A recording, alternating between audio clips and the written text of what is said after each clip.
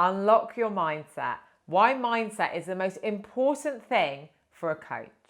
I'm Ruth Kudzi, the founder of Ruth Kudzi Coaching. I transformed my life and my business, and I'm passionate about helping others do the same. Why is mindset so important? Why is it so important for coaches? The ICF have changed their standards to include coaching mindset as one of the most important things that we need to do as coaches. The way that we show up as a coach, the way that we set the container for our clients is super important. So when we're talking about mindset as a coach, there are a few things that we can do to get into a great mindset. I hate saying right mindset because I think it's a great mindset. I think that mindset, like anything, it is one of those things that we need to work on consistently. Because if we don't, then that's where we start to see those chinks. So I always put mindset and energy together. If we are imagining having the best session with our clients, how are we? How are we showing up? How do we need to be? So for me, I talk to clients about how they get themselves into the state for their coaching. Something that I train my new coaches into in the Kudzi Coach Academy. So how do we get into a great state? First of all, it's about making sure that we have space to do that before a session. So look at the physical space that you have in your calendar and make sure that you have at least 5 to 10 minutes before a session so you can get into the right mindset. So what does that mean? Well, it might mean that you go outside to clear your head. You might do a few star jumps. You might do some breathing exercises. You might sit in silence. But what you want to do is you want to check in with your body and see what's going on for you energetically. You want to think about what's going on in your thoughts.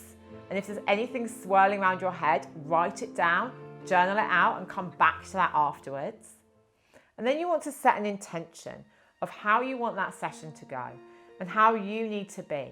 So do what you do with clients, future pace to the end of the session, and imagine that you've shown up and been curious and been energetically aligned and been really open to what they bring. How do you feel? What's going on for you?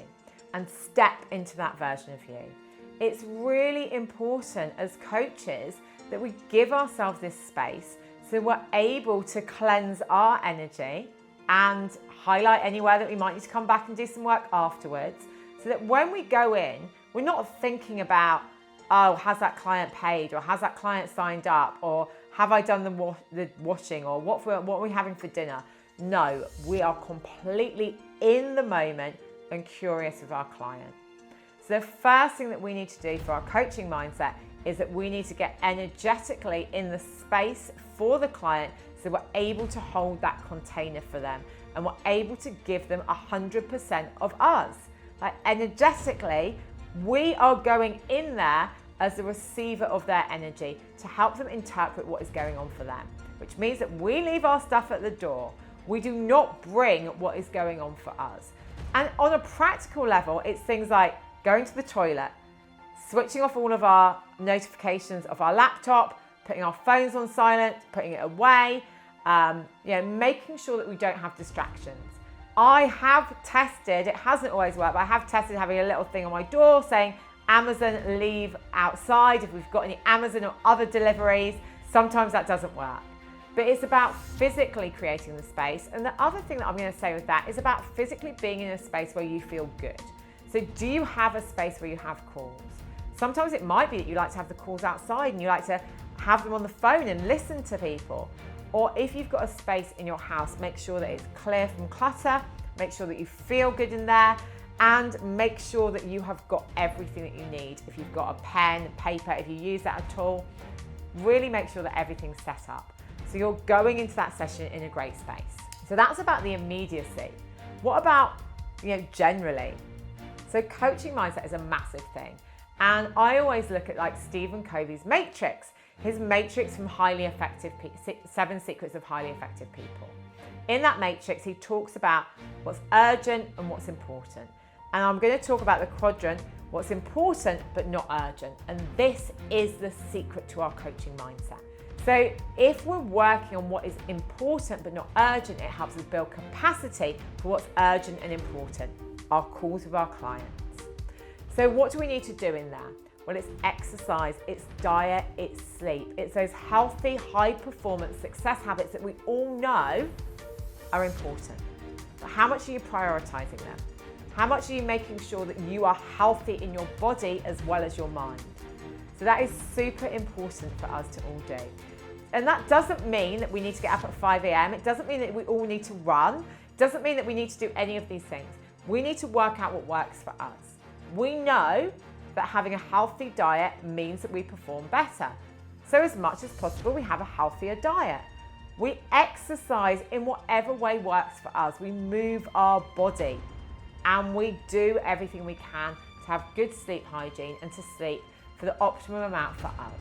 You don't need to have a set morning or evening routine. In fact, it's about tuning into what works for you in your circumstances. So this isn't about me telling you, this is about me saying to you, we know that those things are important, so let's integrate them in.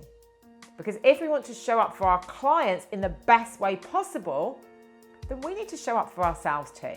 And we know that all of those things mean that we perform better. You may say, oh, I don't want to exercise.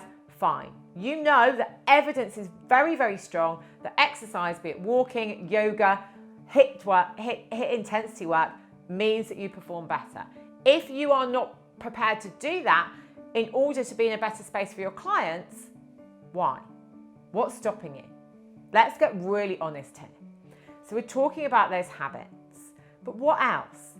Well, we know our own personal and professional development is something that is important but not urgent, and it builds our capacity. So reading, training, studying, working on ourselves as a coach. I work with a mental coach and a coach supervisor who help me be a better coach. It means that I can talk about things that have gone on in my coaching in a confidential space, and I can work through how I might have dealt with those better and what I can learn from those. Maybe you are reflecting on your practice. Maybe you're coming into things like my coaching hub and you're getting support in that. But it's about training and development. If you're saying that you don't have enough time to do your own personal and professional development, then that isn't really modeling what is great for a client. You know, our clients are coming to us if we are investing time and energy and effort and money in some cases into our own personal and professional development. We're able to hold that space better for them. We're able to really step into ourselves. So I would say personal and professional development are a must for our coaching mindset. I would say all of those basic success habits are a must. So also start to look at our energy. When are we most energetic? When are we most in flow state? When are we best placed to coach? Are we mornings or are we afternoons? And schedule your calls accordingly. Think about how we transition between activities and give ourselves space for that. Think about who we spend our time with. Super important. Are we spending our time with energizers or drains? If we're going to be in the best place for us emotionally and cognitively to coach, look at who you spend your time with. Look at where you're taking on other people's energy and feel into your body and start to make choices that mean that you are spending time with people that make you feel good about yourself. It's simple. We don't always do it. Start to create really clear boundaries. This is my space and time for me to get into the right state so I can coach. So I need to be doing that self-care. I know that people think it's selfish, but looking after yourself. I don't want a coach that's working 80 hours a week, that's hustling all the time. They're not going to give me their best version of themselves, are they? And that's really true. I see in the coaching world this idea that we need to work hard. I actually think that the hustle hard approach is really damaging, because if we are professionals who are giving our clients a deep experience, we need to make sure that we're looking after ourselves. Because if we're not, we know that if cortisol levels are high and they're high over a period of time, then that's going to impact our immune functioning, so we're more likely to get ill. But also, cognitively, if we're tired, if we're hungover, if we're eating bad food, it affects how fast our brain works, Our brains are the machines that we really want to be operating at an optimum level to support our clients. So everything really is about our brains, and our body links into that. So it's looking after your body, it's looking after your brain. It's looking at the diet you're feeding your brain as much as the diet you're feeding your body, so then you can hold a really powerful space for your clients to make transformation. And I'm going to be really honest here. There's a few things that we all know are not great for us that are not going to help our coaching clients. I don't drink alcohol the night before I've got a big coaching client. That's not a great place to be in. I actually don't drink alcohol that much at all, but I do drink sometimes. And when I do, I make sure that I have space before I see clients. Because it's not fair on my clients to have me not as cognitively fast because I've decided that I'm going to have a couple of glasses of wine. We know these things. If we've got a really stressful situation going on, we need to deal with that in order to support our clients. So I've talked about, before the sessions, I've talked about actually getting in the state, developing ourselves, tuning into ourselves and feeding our brain a great diet as well as our body. But what else can we do? Well, we know that we can only go as far with clients as we've been with ourselves. So that means that we need to do the work. We need to do the work on our mindset. We need to do the work on our beliefs and overcoming our limiting beliefs. We need to do the work on the embodiment of who we want to be. And I'm going to be really honest. If we are coaching clients, we need to have a coach too. Because how are we modeling something that we think is really important if we're not actually working with a coach ourselves? And it may be that we see that coach once a month. Maybe we see them once every 6 weeks. We may see them every week. It depends. But that coach is going to support you to go deeper and develop yourself so you can help your clients go deeper. So as a coach, I believe that our mindset is really important. It's important for our client experience, but it's also important because it's our mindset that stops us being visible. It's our mindset that stops us putting ourselves out there. And if we're not doing that, we're not getting clients. Whatever visibility looks like for you, it might be videos like this on social media, it might be networking, it might be asking for referrals. But we're not going to get clients unless we're visible. And again, that is mindset related.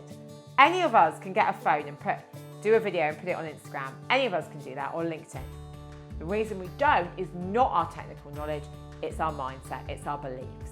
So if we're doing that work on our beliefs, if we're walking the walk, we are modeling for our clients what personal and professional development look like.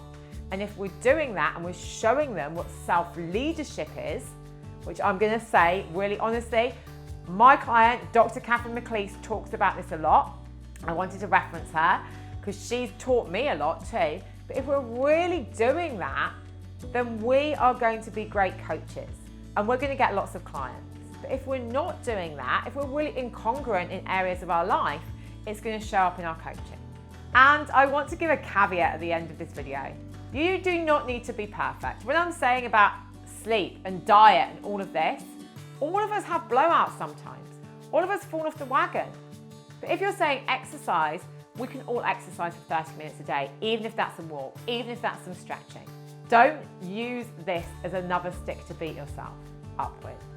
I believe that energetically and mindset-wise, if we tune into what our bodies and minds need, we give them that. So don't make this another barrier, but do make it a priority because your clients deserve it. You deserve it. I'm going to leave the next video up here. If you've enjoyed this, I would love you to subscribe to my channel, give me a like and ring that bell so you get a notification when I next release a video. And if you've enjoyed this, I would love you to join my thriving Facebook group, the coaching community, for all things coaching, business, mindset, and personal development.